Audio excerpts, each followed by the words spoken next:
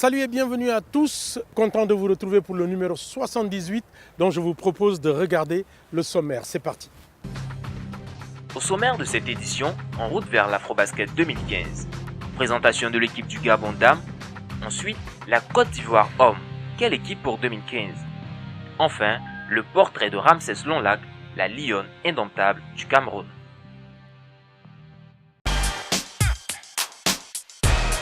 Après l'Angola, double championne d'Afrique à la recherche d'un troisième titre, nous vous présentons dans ce numéro le Gabon qui risque de jouer les troubles fêtes. Reportage.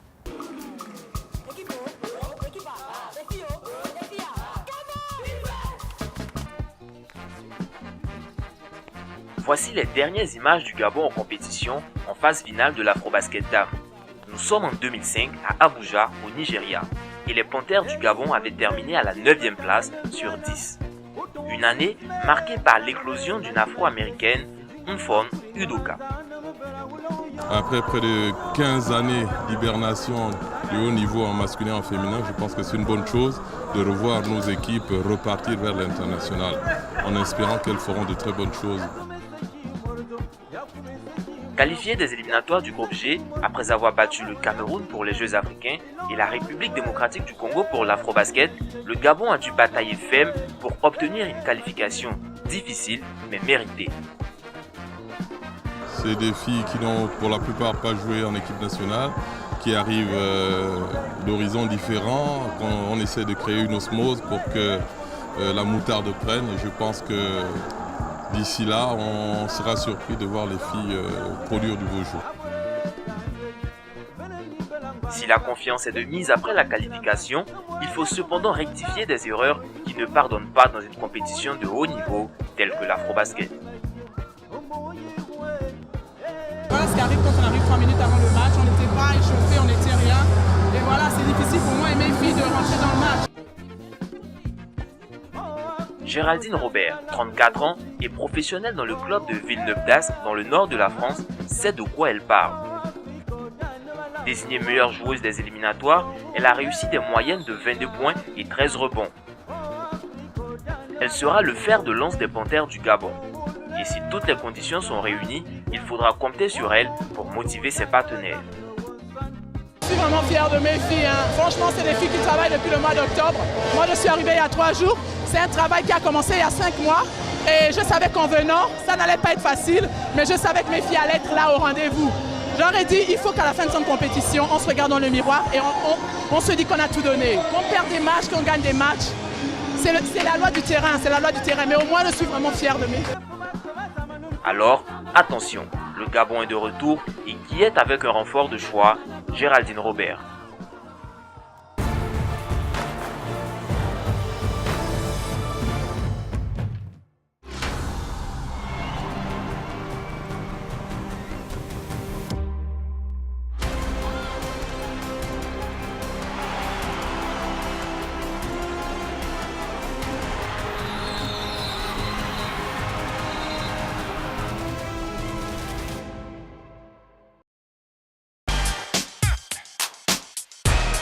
Donc la grosse caméra qui te dit comment je vais te décrire.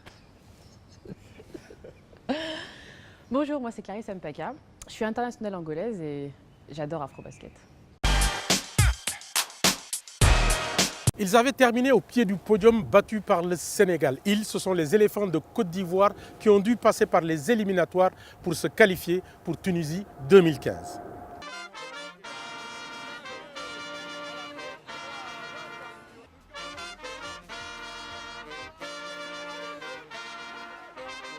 À 2 mois du coup d'envoi de l'Afrobasket en Tunisie, tout ne tourne pas rond chez les éléphants de Côte d'Ivoire.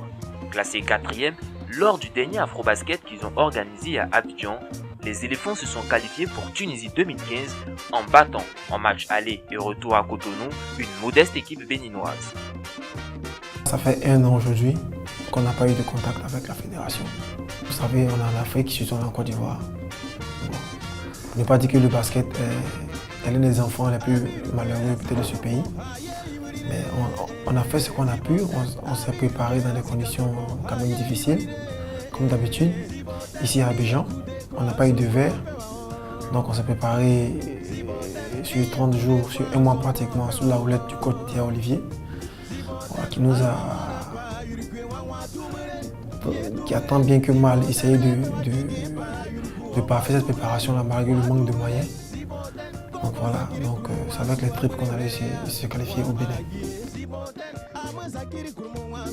Et comme on peut dire qu'une mauvaise nouvelle n'arrive jamais seule, une histoire de prime est venue polluer l'atmosphère. Nos primes olympiques de la FOBasket 2013 ici à Abidjan n'ont pas été payées jusqu'au jour d'aujourd'hui. Primes des joueurs et encadreurs olympiques non payés.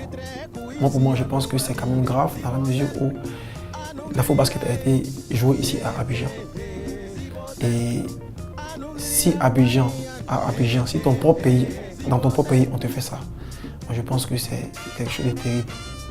Bon, ça, c'est une question qui est récurrente. Je veux dire, même pour l'Afro-Basket 2013 que nous avons organisé ici, les primes de l'Afro-Basket 2013 n'ont pas été payées. Vous avez dû voir sur les réseaux sociaux, puisque les joueurs eux-mêmes se sont répandus sur les réseaux sociaux pour dire que leurs primes n'ont pas été payées. Mais on va prendre l'engagement de trouver les moyens de payer ces primes-là pour que vienne l'esprit dégagé comme ça avait été le cas en 2013.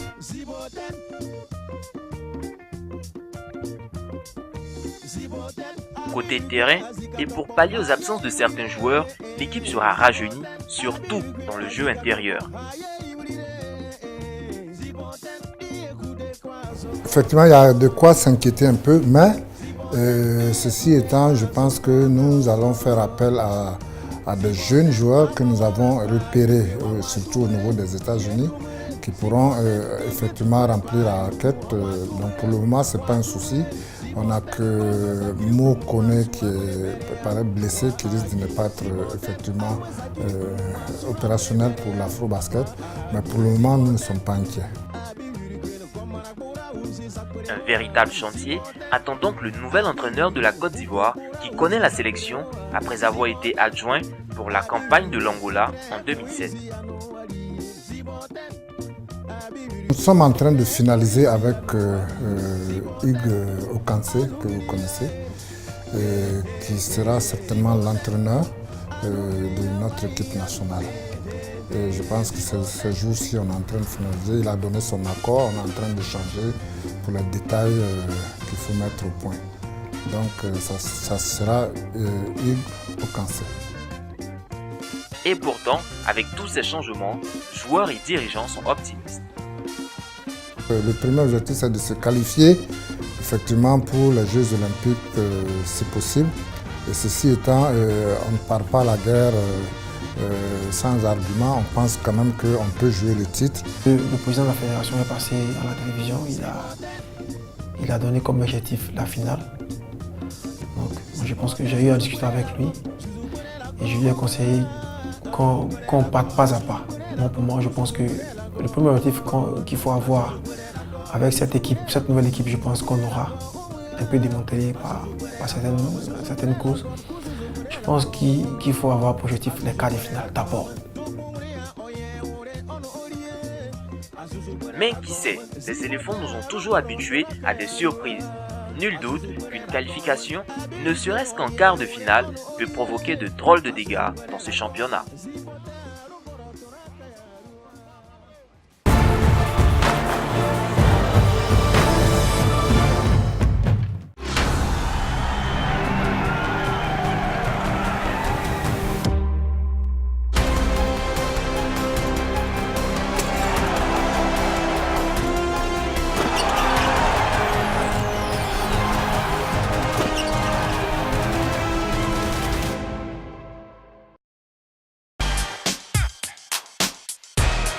Ramsès Lolac est la nouvelle perle du basketball camerounais. Afrobasket l'a rencontré pour connaître ses ambitions pour Yaoundé 2015.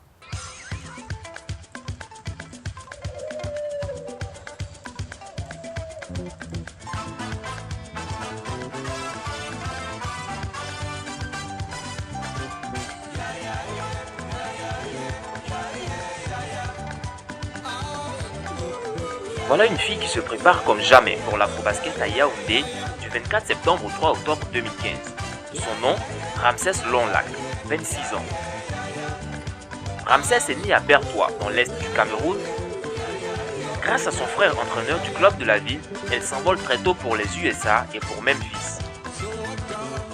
Et j'ai une très grande chance que c'était une école pas vraiment sportive.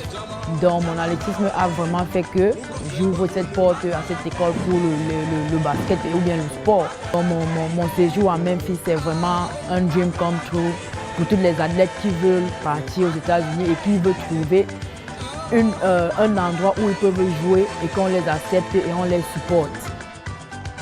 Son histoire avec les Lions du Cameroun est toute récente. Les éliminatoires de l'Afrobasket 2011 et une qualification pour le Mali, les Lions se classeront 6e.